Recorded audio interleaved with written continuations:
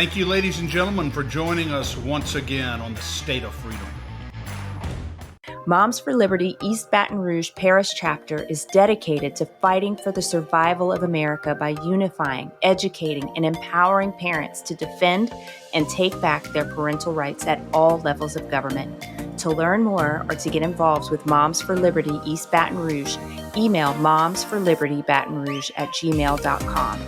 That's moms, the number 4, libertybatonrouge@gmail.com. The email address is on the Patriot page of our website, freedomstate.us, and it's in the show notes. Today, we'll be talking with Sam Anthony, the owner and president of yourNEWS.com. We'll be getting into the need for reliable conservative news sources and the censorship regime's war on truth. Before we talk to Sam, let me read the scripture of the day.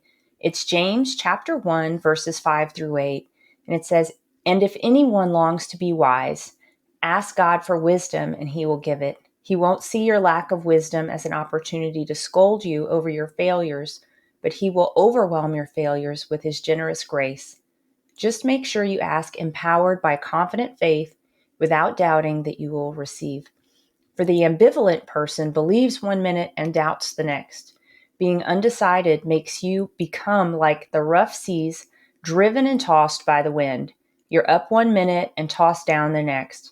When you're half-hearted and wavering, it leaves you unstable. Can you really expect to receive anything from the Lord when you're in that condition?"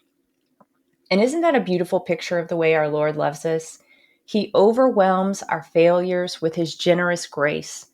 I love this passage because it reminds us that faith is our part. The Lord will give us wisdom when we ask for it. Jesus told us that he will give us whatever we ask for in his name. It's remaining strong and steady in our faith that's our job. Faith is a mindset, and it's a heart posture. Hebrews 11:1 reminds us that faith is the substance of things hoped for, the evidence of things not yet seen. Not long ago, we talked about the unwavering faith of Abraham to leave all of the familiar behind in search of the land the Lord promised to him. We've also talked about being disciplined in our thoughts, not believing one minute and then falling into doubt and despair the next. A steady faith requires being completely convinced that God is absolutely good and that he hears our prayers. They may not seem to get answered on our timetable, but the testing of our faith is also part of the process of building endurance and strengthening our relationship with and our devotion to the Lord. He is always faithful. Our part is to believe. His grace will overwhelm our failures. I think that is so powerful and so beautiful. And basically, what he's saying is that we will have missteps along the way. We're never going to do things in a perfect way. And as we've talked about before, Danielle, there are a number of people who really do want to do good, but they're waiting until they can do it in a way, A, where it's absolutely perfect, or B, where they're not going to be criticized for it and there's not going to be any risk involved. And you never get to that point. There's always risk. There's always the possibility of failure. And we have to have the courage to move forward no matter what. And I think our guest today, Sam Anthony, as you said, the founder of yourNEWS Media, is a perfect example of someone who saw a need and is moving forward to fill that niche. It's interesting, Sam, that you, in 2015, when you started yourNEWS Media Group, that was just before Trump announced in 2015 for the presidency, and many people were totally unaware of the fact that the media was as biased as it is, but you were very prescient in your timing, it seems to us. Welcome to the State of Freedom today, Sam Anthony. Chris, thanks for having me. Danielle, thanks for having me. And I must confess, I was one of those people that did not believe the media was lying.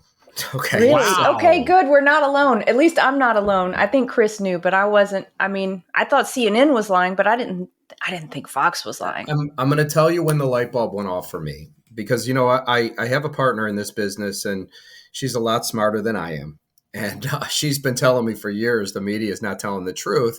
And I just constantly would say, you're ridiculous. Of course they are. What is their upside to lie? Why would they lie about something? I mean, they're just telling you what the facts are. Well, when the light bulb went on for me is when Trump won. All of a sudden, these people completely turned on him and started manufacturing stuff and running with it. And that's when I went, oh, I guess she was right. It was like an oh wow moment for me, because I'm sitting there with my head in the sand, not really seeing it for all these years, when for the last 15 years she's been telling me this, and all of a sudden it's now blatantly in your face. So I guess I actually have to get punched before I realize somebody's Sam, so if you were not skeptical of the media in 2015 when you started your news media, what was the inspiration? What was the vision originally? Well, I started this long before that. Okay. Oh, okay. When I say long before, it was 2001. Wow. Right? Not yourNEWS Media, but it was just getting into the digital news space. But I had no idea what we were doing, and it was because we believed that the print newspapers were going to go the way of the dinosaur, and they were going to be replaced by an online platform. And this was back in the day when nobody bought that story. And today, nobody doesn't buy it. As a matter of fact, people tell me, are they still printing that newspaper? Yeah. Right. So many of them are just seem to be slowly going by the wayside.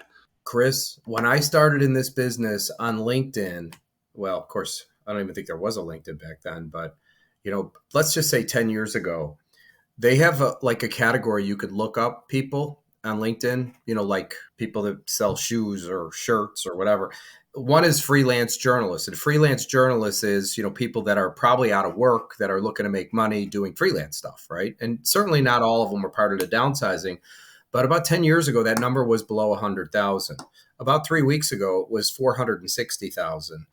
And wait, in the last couple of weeks, it hit 510,000.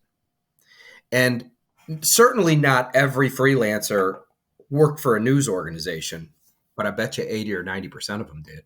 So that void, I always knew it was coming. I always tell people, I put a lot of money into this, trying to figure it all out, of my own money. And if I would have just shorted the newspaper stocks, I'd probably be worth 200 or 300 million today. Yeah. Oh, easily. Right. So I wish I would have done that instead. But, the awakening for me came when, Trump won the election, and you just watched the media turn on him. And, obviously I've been at this a long time, and it's been a massive learning curve. And in your opening ceremony that you did, talking about, people, hitting bumps, and, well, I think I've hit every speed bump. That it's possible. Yes, I didn't miss one. I broke every hub on my car. And, You didn't leave any out, huh, Sam? No, I hit them all. If I saw it, I just went and turned right into it. So, well, look, Sam, you're fortunate because you live in Florida where the roads are paved nicely. We're in Louisiana. You would have lost a lot more than a hubcap. Oh, I know. Yeah, here the roads don't really get chewed up. There's no salt on them, so it's it's a different thing. But look, it for me now, where we're at, and now we've got the model completely dialed in.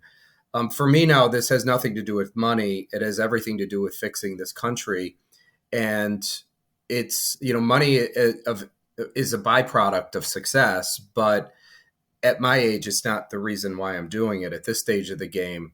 It's because I have grandkids, and I don't want those kids growing up in this world. It's gotten cuckoo for Cocoa Puffs. I'm just appalled at what's happened. And I guess in the 80s, everybody was making a lot of money, and, nobody was really paying attention to what was going on up here. And this is when all the regulations started coming, and these people up here wanted all that money. So they just figured out a way to tighten the screws to where it all flows to them. And that's why we're in the mess that we're in. So, money was like falling off of trees in the 80s. I remember it. It was so easy to make money. Things were so much cheaper. Gasoline was less than $1. And, today it's just everything. The cost of everything has went through the roof, and it's all by design. These people know what they're doing. So this all has to be fixed. And so as I explain to people, there's two ways to solve this problem. One is going to be through some violent revolution, which nobody wants. Okay. And the second way, if you're not going to do that, the second way to do it would be through controlling information. You need to control mass media. And the reason we're in the mess that we're in today is because of the media. Make no mistake about it. Because the media is actually the culprit in the whole thing. Politicians are criminals just because they they are a politician. It's their whole job. It's their business model for the most part, not everybody. But where it used to be, they used to work for the people. Now they're our leaders. Okay. They don't even call themselves public servants. We're your leaders. So once they say it, it becomes reality. Let the media keep saying it. Eventually, that's my leader. No, he's not. He's supposed to be working for us. He doesn't. He works for himself and the corporations that pay him. That's what we have in this world today. And so if they were calling everything out and telling the truth over the last 8 years, guys, none of this stuff would have happened. Oh, none of it would have happened. None of it would have happened. None of it. So it's not the politicians. Okay. The Hunter Biden laptop was real, but the media said it was disinformation, Russian disinformation. And people believed them. And I'll tell you this, Sam, we had Speaker Mike Johnson on our show a number of months ago, even before he was Speaker. What you just said reminded me that he said that 20 to 25% of the people who voted for Biden would not have voted for Biden if they had known about the Hunter laptop story. That would have, in and of itself, would have swung the election. So I'm so glad you brought that up. And that is a textbook example of the type of media suppression that we're talking about here. I went on Saturday with the gentleman, Mark Fincham. Do you guys know who that is in Arizona, right? So Mark and we had him on not too long ago. Great guy. Cool. Right. So Mark and I went over he flew in. We went to, it was some event. It was called Operation Restore Freedom, Borders and Election Matters. I don't know if you guys could see this. And they had a panel up there of experts in specific fields, but it's all related to, the voting systems and all that stuff. And these were really smart people, but, probably no smarter than us. It's just that's what they did for a living. And I'm going to give you one example of a state, because they're suing 20 states. They did audits in 20 states. And they're really smart. What they did was they looked at the laws on the books. And every state has a specific law about voters. And if so, they agree there's a margin of error because of people, right? So you could screw up. But the margin of error, for the most part, the state they were talking about was Georgia. It was, I think, they showed the amount of ballots that could be wrong. And the amount of ballots, like once you reach this number, the whole thing has to be thrown out. You have to redo it. And the number was 60 ballots. And so they did an independent audit and they found 2.7 million ballots that were all BS. Let me say it again, 2.7 million. And everybody just sat there and went, you gotta be kidding me. So now they're going in and suing the states because you went ahead and committed a crime because on your laws, you're not allowed to certify an election. Okay. So, that's just crazy. Look, I can understand if it was 150, 200, 2.7 million. How many people are in Georgia? Exactly. Yeah. And yet we continue back to our original theme and original point, the constant narrative from the mainstream media that all was fair, all was on the up and up, and we had the most secure election in American history. You're an election denier. So, nobody believes these people anymore, Chris. I'm going to tell you right now, there is no amount of money that buys back credibility. And all the people who are actually relevant, okay? And by relevant, I mean people who can critically think, not the sheep that are just following along. They know what's happening. Okay, because you're not going to trust one source. And once you get to the point where you've heard enough lies, one lie, all lie. Nobody believes these people anymore, at least the people in my world, right? And so you still have, there's 6 companies that control mass media. And so the issue is you now have all these billionaires that have the top-down approach, and everybody's seen the Sinclair Broadcasting with the 30 TVs, and they're all saying the same thing at the same time. Okay, that's called centralized news. I'm not telling you guys something you don't already know. I'm just talking to your audience because this is why we're in the problem that we're in. Because you have somebody at corporate that sends the narrative. Now, these people always claim to be journalists that are reading this stuff. They are not. They are actors reading a freaking script, and they get 6 figures a year. And if you're on national news, you get 7 figures a year to read it. That's all it is, okay? Nobody's validating anything. Were you going to say something, Danielle? Yeah, well, I just wanted to ask, Sam, so do you think that the mainstream media has always been this bad? I know that you were asleep on this. I was asleep on this. Chris had a little more awareness about it, I think. I know when Trump came on the scene, he started waking people up, including myself. It took me longer probably than it should have to realize how bad it was. But do you think that since they've been exposed, they've gotten more bold and more brazen with their propaganda? Or do you think it's always been that bad and we're just awake enough to see what they're doing? It was not that bad, because I'm going to tell you right now, in the mid 80s, there was over 400 independent news outlets, right? So you could have had 10 of them that were bad, but the other, 400, 390 were not, because it was all independent news reporting. But what happened was big business came in and bought them all up. And now you're just left with a handful of people, and you have government influence on those entities, right?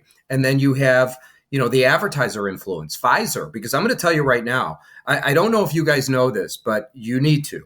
The average age of the cable news viewer is 70 years old. Did you guys know that? Only from a conversation with you. Okay. Yeah. So at 70 years old, you guys have any idea of what the average age people live to is? Is it 72? No, I think it's 76, but 76? 78. Okay. Just call it 80. It doesn't really matter. I mean, and that's an average. Somebody could live to be 100. Somebody could live to be 2. It's the average. How long do they have left, Chris? Yeah. The news media. Okay, Yeah. that's all I'm going to say. I mean, you really think the 30 and 40-year-olds are watching Fox, CNN, ABC, NBC? They are not. No. They are not. Yeah. And by the way, if they were, you'd see different ads other than all pharmaceutical ads, because that's their market. Yeah. Sam, how many of the 6 companies that control the whole media world as we know it, how many of those are controlled by international organizations? I mean, is that all of that money can't be just in the US, is it? That I wouldn't know, because they don't give me privy to their bank accounts and where the money's I guess coming so. It's from. like Vanguard, and it's kind of it's obscured, right? Yeah, it is. You don't really know, but here's the thing: if you're a billionaire and you own, Fox or CNN or ESPN is even mainstream. I mean, it's all that the big 10,000-pound gorillas. You're going to be influenced by the government. And, everybody's heard of Operation Mockingbird, right? I mean, where they've infiltrated the media. I mean, this is their job. So the corporations really don't want any problems with the politicians. So whatever the narrative is, they're just going to push it down and they're just going to go along. That's how this is working. I really don't think, I would hope that these people are not really evil people, but they're just pushing a narrative that gets sent to them by the White House, pretty much. Did you guys hear the Tucker Carlson interview with JFK, Robert F. Kennedy Jr.? Did you hear it? Yes. I think I saw part of it. Yeah. Did you hear him talking about when, was it Twitter or Facebook shut him down? I think it was Facebook. And so then they got him on a email chain with the White House. So it turns out the White House said, shut this guy down. And so he gets this email that says, well, you've broken our policies and, we're shutting your account down. So he says, that's great. Just give me one policy I broke. Show me what I put up. And so it turns out he put nothing up. And even they said, no, we don't see anything wrong. So in the email going back to the White House, it says, but he didn't do anything wrong. And their response was, shut him down anyway. Yeah. That is so alarming and so dangerous. Oh my God. That our government would be acting in collusion, as we know they have been doing, to suppress speech. It is alarming. It's kind of scary. I mean, this is how communism starts, right? I mean, they're controlling information. No question. So here's, as I said before, you're either going to go into a violent revolution and solve the problem that way, or which you don't want to do if you don't have to. Okay, but if you have to, that it's got to be done. The second way is you need to control mainstream media. But since the mainstream media won't be here in another 7 or 8 years, I'm going to tell you what's going to replace it. It's going to be a platform like mine. Currently, I am the only person on planet Earth that does what I do. And what we are is and by the way, when I started this, Never in a million years did I think I would be having this conversation with you guys. Okay, it's more principle, I guess, at this point. It needs to get done, so we're going to get it done. So right now, you're living in a world with that centralized news where it's all propaganda that's coming down from our own government. They're controlling the narrative. Trust me on this one. But you guys know this. I know I'm speaking to the choir.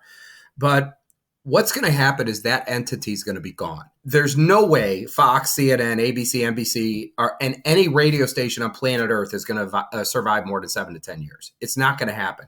I'm going to tell you why. Because all you got to do is look up where the money's going for ad revenues, and there's companies out there to do predictions. So you have online going up and you have television going down. This is over like the next 10 years. Yeah, like they'll do forecasts on this stuff. So the reason is because this generation is no longer watching because they've passed. Nobody's coming up behind them. And so everything is going to platforms, which could be like a Instagram or a YouTube or a Facebook. You need a platform that has mega scale, that has public participation. It's not going to be a Breitbart. It's not going to be The Hill. I know, the guys at Frank's Speech. I know, General Flynn and Mark Shafleen from Patriot TV. Certainly Mike Adams is one of my contributors from Brighteon. These guys do an amazing job. I thank them every day that they're here for what they're doing to battle this information. But that's not going to save the republic. You need to control mainstream media is what you need to control. You need to have a platform that's mainstream media, because you cannot go to any of those platforms and find out about your kid's Little League game or the high school football game, right? You can't find out that the rooftop bar just opened in Chicago this weekend. Okay, you can't find out that the museum closed in New York after 80 years of being in business. That's mainstream media. It's basically local news all over the United States. So what I do will ultimately be the next mainstream media. And I know I told Danielle this. I didn't. I don't think I shared this with you, Chris, but you've probably seen my site. We're a platform. We're the local newspaper in every city in America. Okay, but it's only one website. So when you log in, our system geolocates you just like YouTube, Facebook, Amazon, everybody does, right? So your provider tells us where you live. But if you live in where do you live, guys? Chris is in Baton Rouge. Okay, so it will tell me right down to the zip code where you live. So now you're looking at the daily newspaper, right? Except we have mega scale. I'm in every city in America. We do both local and national news. So for those of you who don't know, here's how the news business works. You know how people that have news will send a press release to the media? If you're a church and you're having a bake sale, somebody from the church has to send a press release to the radio, TV, and print in that market saying, hey, next Sunday we're having a bake sale. It's up to the newspaper to put it in, right? Or if you're a nonprofit and you're having some 5K run, somebody sends a press release to the media. News organizations aggregate all that information. Everything flows to them. They decide what they're going to air or publish. What we are is an aggregator of the identical content, but we have the ability to print it all because there's no cost, and we can organize it by subject and geography. So here's what I mean by that. Danielle, your kid's Little League game is going to be sports news just for the city. Are you in the New Orleans market? Okay. The high school football game is going to be sports news, but it's for the whole New Orleans DMA, which is television market, like could be 20 counties. Okay. So that distribution will run to 20 counties because that's what it's relevant to. But the Monday Night Football game, still sports news, gets distributed to all zip codes across the United States. Wow. Everybody follow that? Yeah. I can make a story appear in a city. So if it's a city council meeting in your town, it's politics for your city.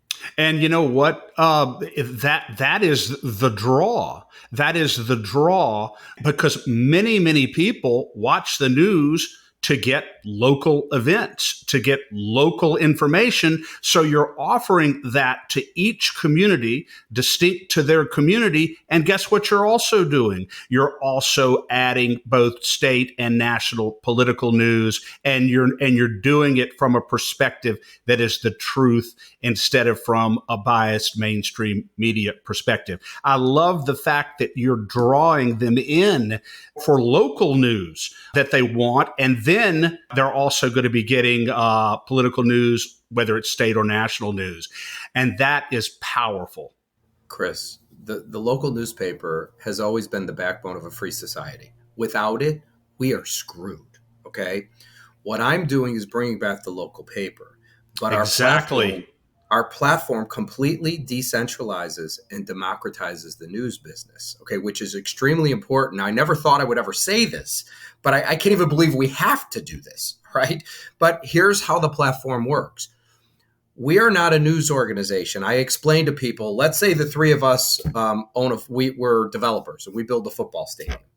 Well, none of us here on this panel are ever going to play in the NFL, ever, okay? But we bring the teams in, which are the draw, right? People want to watch them. And so, Danielle, you go down there and sell everybody the tickets, and Chris and me are going to sell all the concession, the beers, the Cokes, the popcorn, whatever it is, right? We're not in the football business. We're in the stadium business. I am not in the news business. I am in the platform business, okay? And you know all those out-of-work news reporters I was telling you about? Not all of them are bad. I mean, probably 99.9% of them are perfectly fine. You always have the bad eggs. There's always a bad cop, always a bad lawyer, whatever. But what we do is we put the power of the press back in the hands of the people where it belongs, because people can now contribute to the narrative locally. So if you don't like what's going on in the area, you could actually write your own op-ed and we'll publish it. Now, where it really gets interesting, and there's only 3 platforms that do this that are conservative. We have a monetization model for content creators where they can share in the ad revenue. So the way it works is I could take an out-of-work news reporter that used to work for the Chicago Tribune or the newspaper in Louisiana, and they write a story about the high school football game. What they do is they submit it to us. We publish it to the proper geography. And then they share that link to their followers on social media because they're in the content business. They're very creative. They don't sell. We sell all the ads. And then their followers come to me to consume their content, and they get a percentage of the ad revenue that appears around their content. Make sense? Yeah, absolutely. So and so that's how you make sure that you have a steady source of the information that you're seeking. Yes. And by the way, we don't validate the articles. We don't have to. You want to know who knows more about the community and everything going on in that community? It's going to be the people in that community, not Snopes. Okay.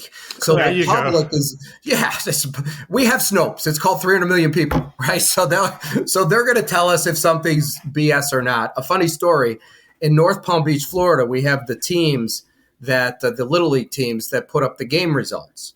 And one time the game result came in, but the team who lost changed the numbers and made it so they won. So I must have got 20 or 30 emails. That's not true. We won the game.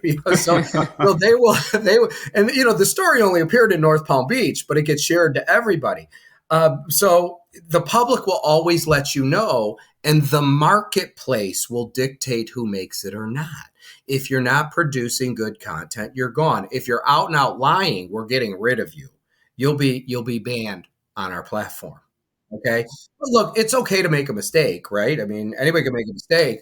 But if somebody's just out and out lying, you get rid of them. But on YouTube, you know how many people have channels up on YouTube that haven't been used in years, right? It's because they tried and failed.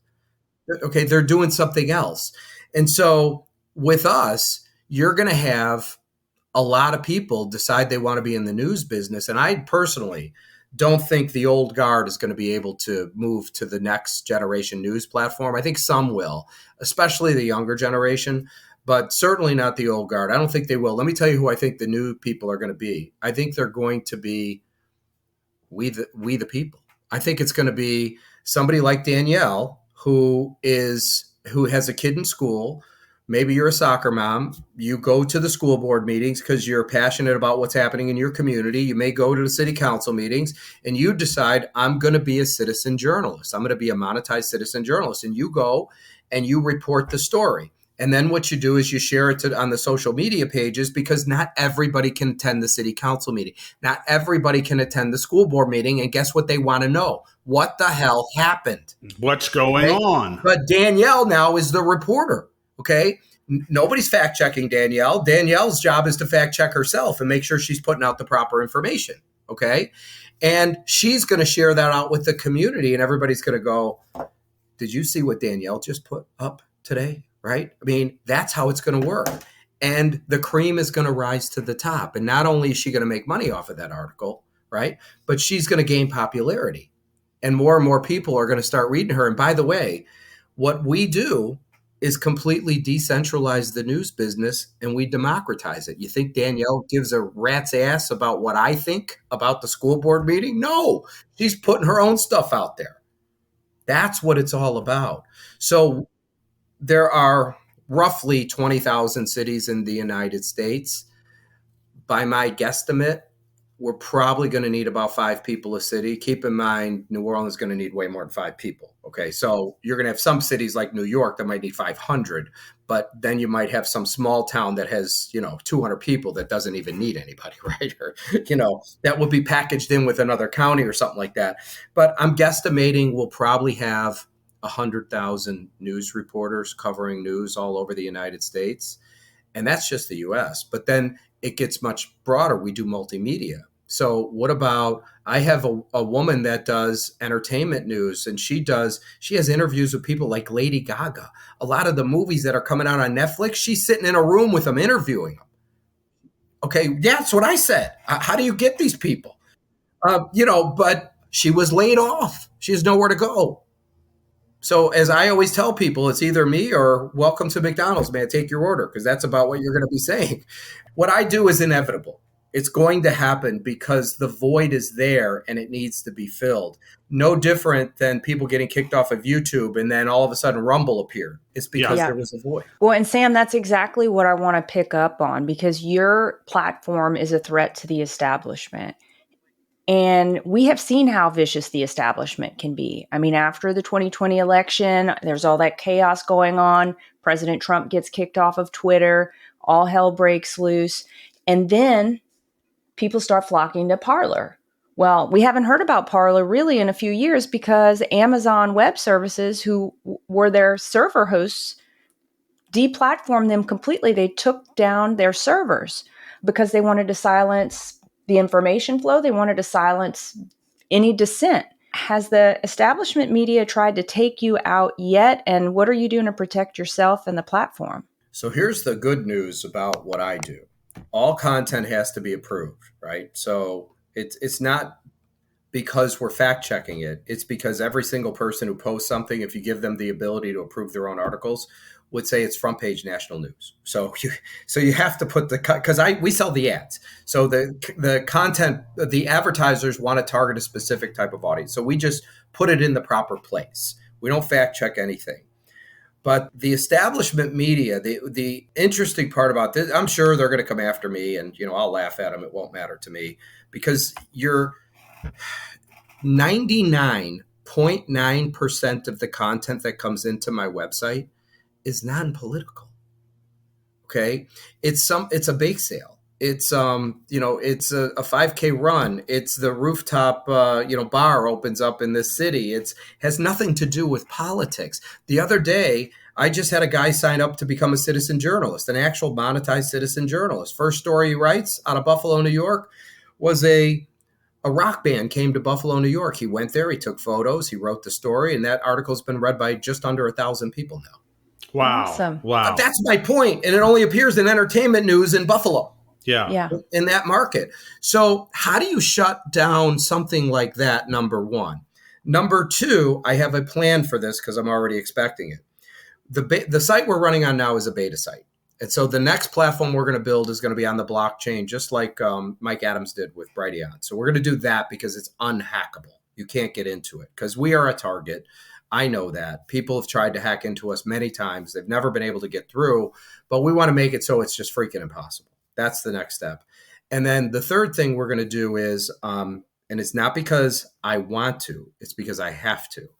This thing is going to be a publicly traded company in the next 12 or 13 months. And the reason for that is it's protection. It's one thing to take down Parler with 10 shareholders. It's another thing to have 2 or 3 million and take it down. It's never going to happen. Not in this lifetime. Do you have any idea what kind of uproar you would have? Yeah, forget it. It's not even worth it. They won't even try it. what I think this is gonna turn into. Keep in mind, we stay out of the news business. I'm just running the platform, and we let all these people. It's called free speech, right? Well, that ancient concept of free speech. yes. Right. So it's up to the journalist to be able to report the news. And by the way, I got to tell you guys something, because I'm learning so much as we go along. And I've talked to many journalists.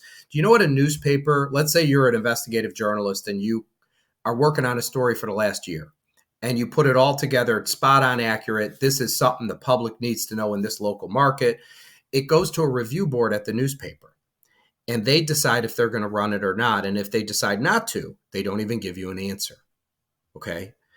And it happens all the time. So here's who the review board is now. It's the journalist.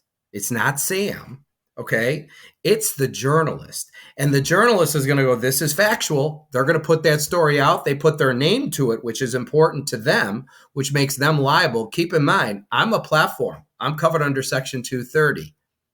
You see what I mean? I was about to get to that, Oh, no, we don't handle anything. It's them that's doing it. They're just playing on our field. We just set it up like a newspaper to publish news content. Yeah. And what you're talking about is exactly, I believe, what happened to Miranda Devine when she wanted to publish about the Hunter Biden laptop. She got shut down by the review board. If it wasn't the Hunter Biden laptop, it may have been the Epstein stuff. All that stuff got shut down, silenced, stuffed into a closet. And we, the people, are not, we're the peasants, so we don't get to know about those things. I'm excited to share a fantastic opportunity for State of Freedom listeners who are interested in investing in precious metals or even starting a home-based business in the precious metals industry. Metal Stacks is a precious metals collectors club where you can buy your metals at the best prices on the market, actual dealer cost. They are beating the big sites. They have no credit card fees and no minimums. If you're just interested in purchasing metals at a great price, visit metalstacks.com/dwalker. Get to shopping. That helps me out. I get the commission. You can also refer people to Metal Stacks for an additional income. If you're interested in learning about the referral business aspect of Metal Stacks, email me directly at Danielle@freedomstate.us for more information. Sam, I have to ask you something here. You said that 99.9% of the information on your platform will be non-political. But there will be political submissions by journalists. They will be weighing in on local, state, and national news, correct? Yeah. Okay. Of course. Yeah. Yeah, and we could grab those articles and run them national. So the way it'll work is if an article comes in Buffalo, New York, that talks about Donald Trump, that article is going to get flagged as a potential national. The national editor looks at it, and if they like the content, they could distribute the content nationally in the proper category. It could be front page news, it could be politics, it could be U.S. news. Yeah. One of the things that I think is very, again, prescient and timely about what you're doing at this point is you talked about the credibility of the mainstream legacy media. I think increasing numbers of Americans simply do not trust them anymore. And I don't believe that they will ever be able, certainly not at this point, to regain that trust. And they're looking for outlets and platforms that they feel like they can trust.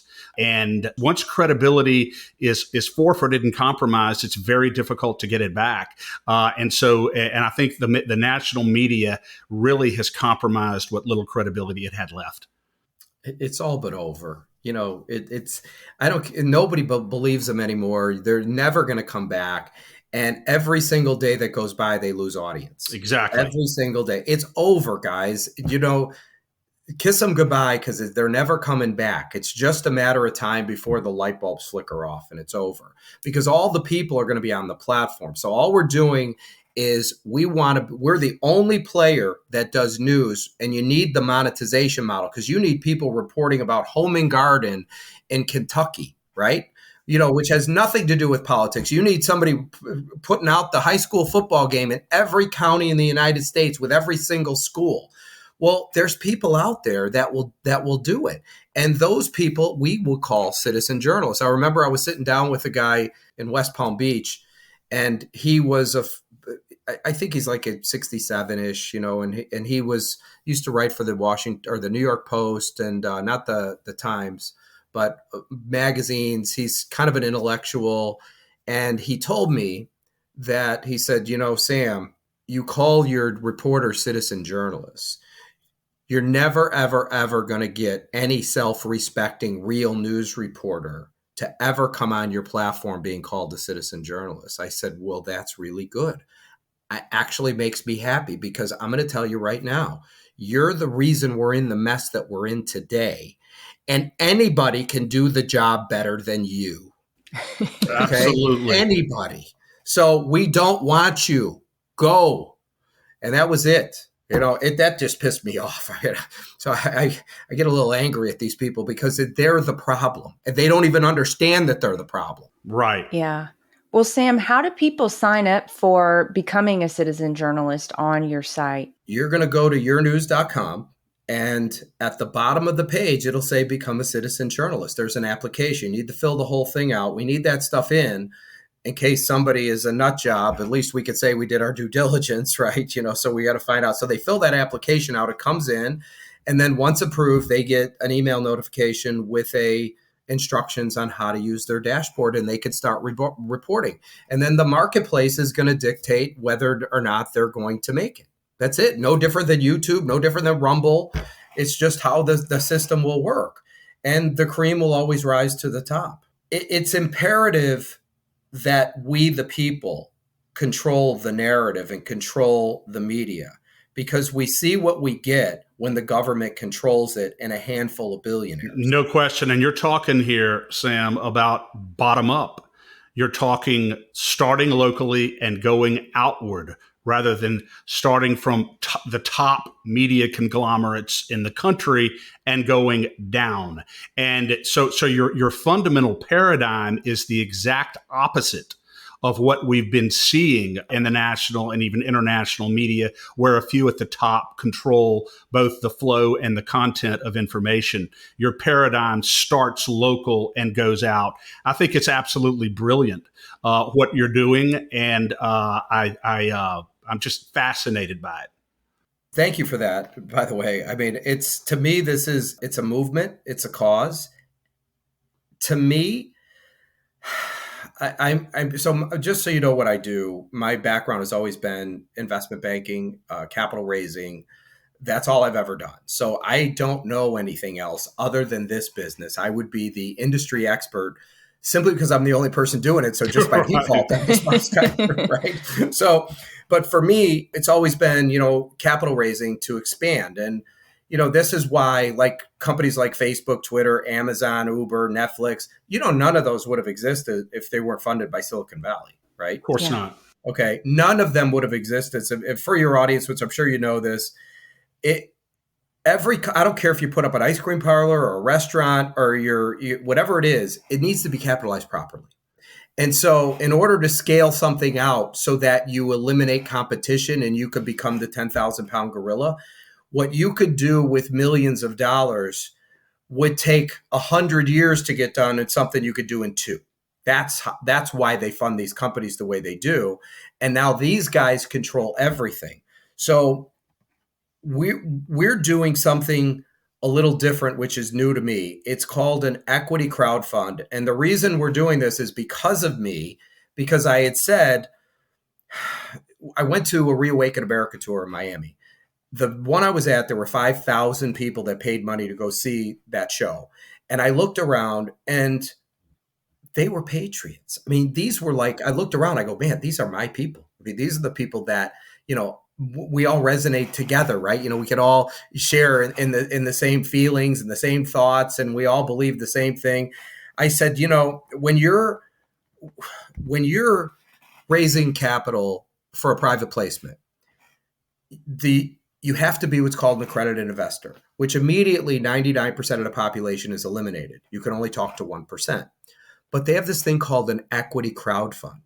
And an equity crowdfund, 100% of the marketplace is open and anybody can participate. It doesn't have to be an institutional player. By the way, I looked up yesterday. You guys know what Public Square is, right? Michael Seifert. Okay. Do you know that 38% of the company is owned by freaking Vanguard? No. Look it up. I saw it yesterday. I'm like, are you goodness. freaking kidding me? Okay. So I said, if we're a news organization that is by the people for the people, shouldn't the people own the product? Right? Absolutely. Okay, Absolutely. so then I like, well, we have to do one of these crowdfunds. Explain it to me. And this is no different than going through Shearson Lehman. Well, they're not called Shearson Lehman anymore, but any brokerage firm. We had to go through audits. We had to go through background checks, because the broker dealer is responsible. If they don't dot their I's and cross their T's and there's something nefarious that goes on, they could be sued. So it's done through a brokerage firm. But the cool part about this is everybody can participate. The company set the minimums for what the investment needs to be.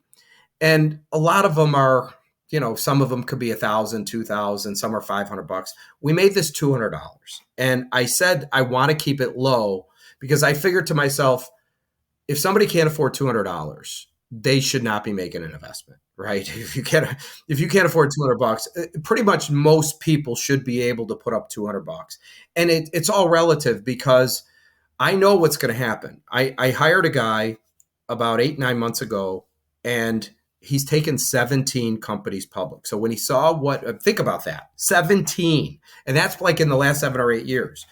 So when he saw what we did, he said, Sam, the world needs what you have. The world, not just the US, the whole world needs a platform like this. This could be global. And I said, I know what it could be. I mean, I could create another country like that. It's just a zip code table. So you're providing an opportunity, Sam, for any interested person to actually secure an equity interest in your enterprise. It's imperative that they do it. I mean, yes, I'm providing the opportunity, but what the public needs to do, here's what I'm trying to do. I could go to institutions. I know what I'm doing. I just got off the phone with one this morning, okay? He has a $100 million fund, and he's one of us.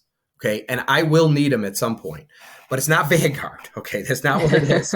Okay. But these guys are not dumb. Okay. They're, anybody that's in the business of placing bets, they don't talk with you long if they don't think you have anything. Okay. He calls me every other day. Right. So, I already know they like it. He just said to call me this morning to tell me that his secretary is going to set up another meeting because he wants to have another conversation, because I know they want to play. But that being said, I would rather have 10,000 people give me $500 than you give me 5 million, because who am I beholden to? Right. So the first round, and I'm going to tell you right now, none of you have ever got a call from Silicon Valley going, Chris and Danielle, I have a company called Facebook. It's private. We're selling stock for $1 or $2. How many shares do you want? Right. You never got that call. Want to know why? Because it went to all the mega wealthy. That's who funds these things. And when you're getting in, it's going public. So what I'm doing is I'm going direct to the source, and I'm saying, you know what? Screw them. Let's get rid of them. Let's let the little guy get in and let him make the money, because billions of dollars are made once these things go public. And guys, I'm going to tell you how this is going to work, because I understand the marketplace for platforms like mine, because the closest thing to me is Facebook. Not because we're in the same business, but they sell ads around user-generated content, and they can do it to one zip code and everywhere in between. We do the same thing. It's just different content. So if they could do a couple billion a quarter in ad revenue, so could we. The same thing. There's nothing different. However many ads the local newspaper could put on their sports page, we could do in one zip code. I have 70,000 different editions, but one website. You see the scale? Ads go on a best bid basis. I could literally have millions of customers. Millions. It sounds to me like, Sam, if this goes right and, you have a little luck along the way, you could end up making a lot of people a lot of money on this. A ton. And so the objective here is, of course, we're going to win this, because I won't stop until we do. But I want this to be in the people's hands, not in the institution's hands. Because then you're not controlled by them. Yeah, look, I already know. I'm already talking to them, and they're already telling me, "Oh my God, you know who'd want to own this? You know who'd want to own this?" They're just packaging it up to sell it off. I'm like, Don't package it to sell it off to who? Okay, I mean, now he messed one. I go, Trump would want to own this. Okay, that's a different animal. Okay, because I think if he wanted to own it, it would be a good thing. Hopefully, knock on wood. But the whole purpose of this is make sure that we, the people, own the next platform and not just 6 companies. That's all. That's so powerful. So powerful. We like the model, Sam. We like the model. And wow. Danielle, you have any final thoughts for Sam here today? I'm kind of blown away. I don't know what to say. Well, yeah, I mean, I love what you're doing, Sam. I think so many of our local papers have been compromised, even bought by the likes of the New York Times and those conglomerates. I mean, you can't hardly even trust the reporting of your local newspaper anymore. So it's so great to see that you're providing a platform for people whose voices are not being heard by their local outlet because it's contrary to whatever the central narrative dictates from on high. How can people become an investor in the work that you're doing? So we do it through a company called Issuance Express, and we have our page there, which I'm hopeful you'll put it up when this goes live, right? You could put the link down below. They could also reach out to me if they have questions, sam@yournews.com. I'm very easy to get in touch with. If they want me to explain this further, show them, because there's a lot of moving parts here. But at the end of the day, this is spot on accurate, and it absolutely needs to come to market. The void is so massive, and it's either going to be me or somebody named George Soros. Pick one. Yeah. There you go. And Sam, I wanted to also mention, because this is something I asked you off air, because I thought it's such a great site, it needs an app. And there is an app. You just have to download it. Whenever you go to the web version on your phone, there's a little button that pops up and it says download now or something like that. And you can download the web application rather than from the App Store, So right? I think we were just having this conversation on we built apps, and we were turned down by Apple because the content on our site contradicted Fauci. Yeah, so dangerous. So Yeah, that is. I got a little pissed off. I said, screw them. My developer said, you don't need them, Sam. He goes, as a matter of fact, it'll be better. You don't want them controlling anything, because if they change something, we have to do it.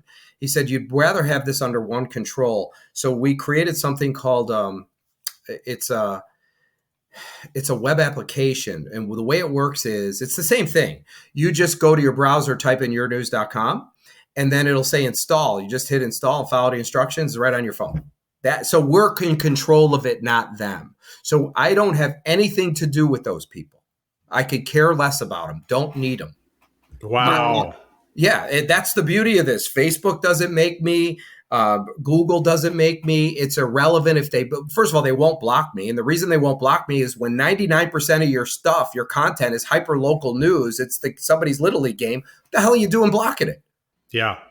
Sam Anthony, yournews.com, returning the power to the people. Sam Anthony, God bless you, sir. We've enjoyed having you today. And I have to tell you, to say that I'm intrigued is an understatement. Thank you, Chris. Thank you, Danielle. Appreciate being here.